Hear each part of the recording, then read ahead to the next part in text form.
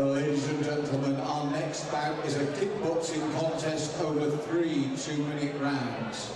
Firstly, fighting out of the black corner, from the Necker Gym in Newcastle, Kane, Blackburn!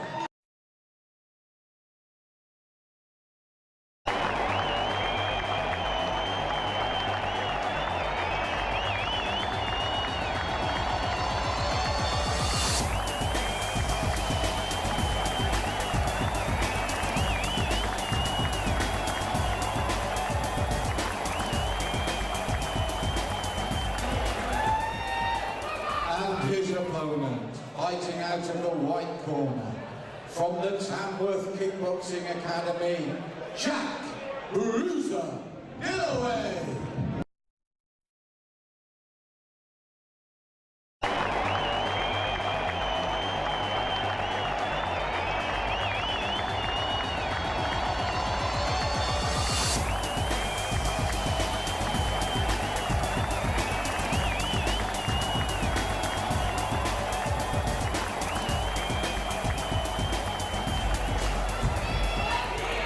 Introducing to you first, fighting out of the black corner, from the Necker Gym in Newcastle.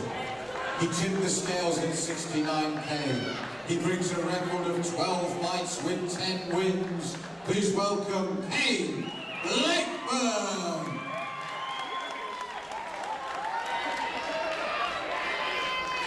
And his opponent, fighting out of the white corner from the Tamworth Kickboxing Academy. He tipped the scales at 68k. He brings to the ring a record of 11 fights with 9 wins. Let's welcome Jack bruiser Dillowoway.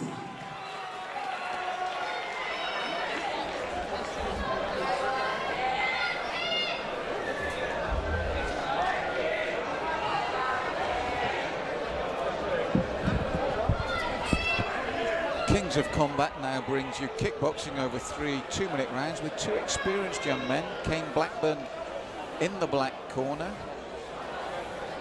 with 12 fights, 10 wins.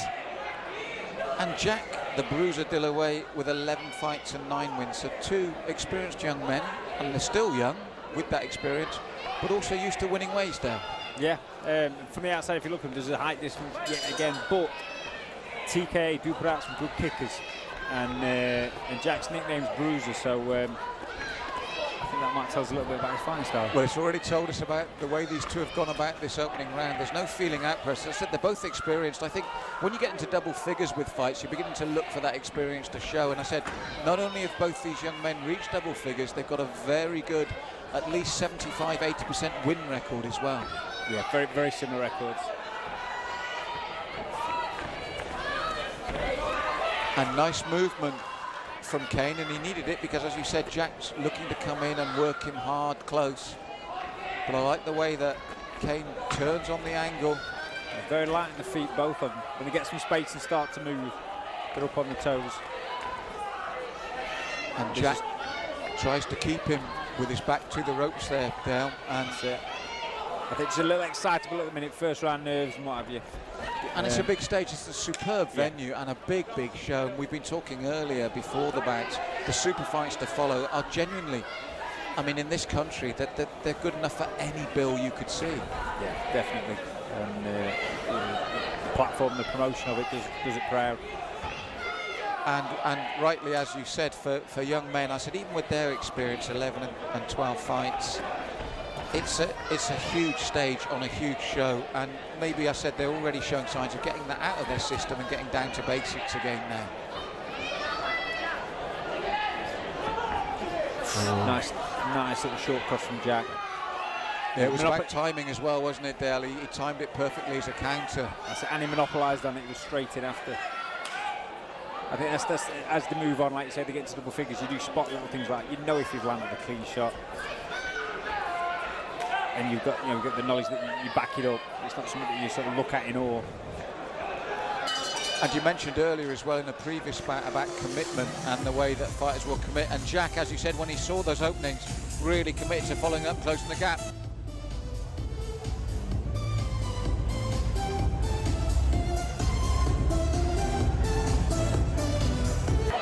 So let's see if this will have an influence. They've done a good job, the nose is cleaned up, but Kane will have to come off that straight line when Jack blitzes forward, as he does there, and it's immediate again, Dale. He blitzes straight forward, he looks to throw that right hand, almost without a setup. That's it. And Kane's just going rope to rope. He's not doing like we spoke about earlier, the quarter turns and taking the centre of the ring. He's allowing Jack to farm him around the ropes. Yes, he's getting dragged into Jack's style of fight because, you know, when you're in your comfort zone like Jack is here, that you've got to take him out of that. But what's actually happening is Kane is being drawn into the type of fight that you feel Jack loves. Attempt at a cartwheel kick. Yeah, and you're almost fighting on instinct and self-defence as opposed to trying to win the fight. And you can see that Jack Dilloway has set out his stall early in the first and the same in the second. And unless Kane changes his tactics, it's working for the young man from the white corner. Yeah. And again, he sets up with just that one jab, booms in the big right. Very relaxed with it as well. And yet I feel, as I had in the previous fight, Dale, that if he starts to think, Kane has got the skill set to make this far more difficult for Jack to get in. Oh, definitely, but there's having the tools in the box and knowing which ones to pull out and use and when. And like I say, Kane's got them tools. It's just knowing when and where to pull them out. And at the moment, Jack's arsenal is working perfectly for him. And I love the way as well he throws that round kick across the bows when he gets the hands up. He bangs in 2 or 3 punches, then takes a half step back and bangs in that roundhouse. And they'll take their toll to the midsection. Kane beginning to breathe heavily now. Yeah. I think he's shocking him with the boxing. He's shocking him, and then Kane's going into almost a shell. And that's when he's going for that kick that you mentioned. He's taking a step back. He's got him in a shell. He's frozen, set him on his feet, and it's an easy shot for him. And it's good tactics because, as I said, he's got the work done with the hands. He's got his attention.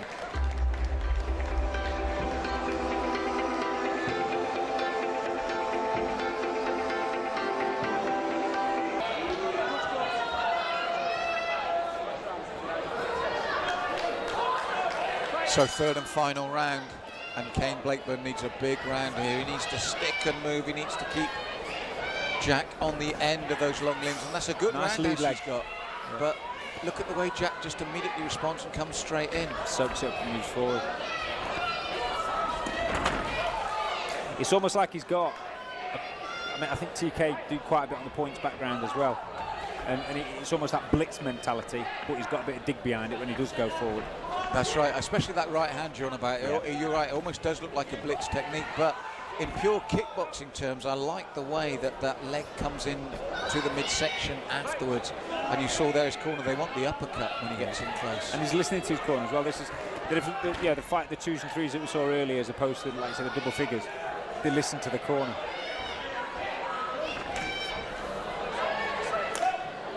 And again, all too close for Kane to keep it clean and at his range. And he'll watch this back, because again, he's a man used to winning. He's got a good winning streak, and he'll watch this back and realise that he got drawn into a strategy and a fight plan where he didn't want to be, really.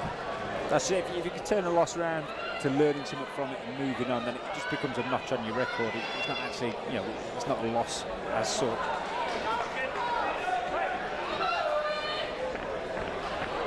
And he's also got the ability, we talk about the tools, but you can see when he throws his techniques, they're crisp, they're good. It's putting it all together. And Jack just won't be denied, and it's cutting down that space and negating all the work that Kane is trying to do.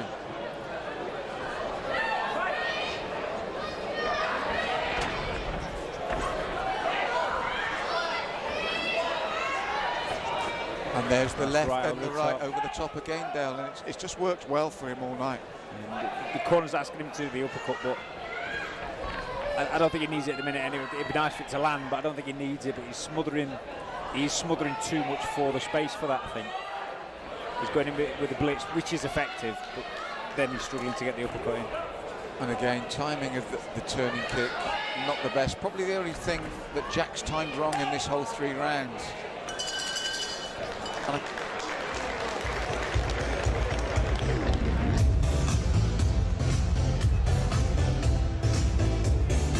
Ladies and gentlemen, 3 hard rounds of kickboxing action. Please, let's have a round of applause for both your kickboxers in the ring. But we do have a unanimous decision.